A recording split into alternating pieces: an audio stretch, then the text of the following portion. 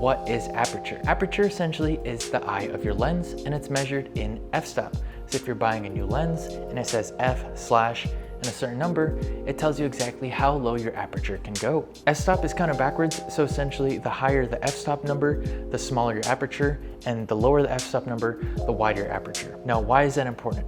Aperture affects your images in two different ways. The first one is going to be depth of field, and the second one is going to be exposure.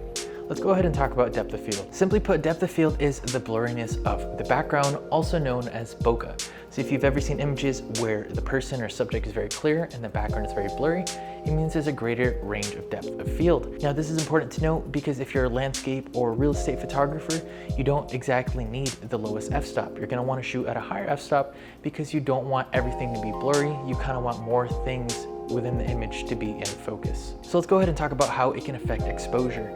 Essentially, the smaller the aperture, the less light comes in.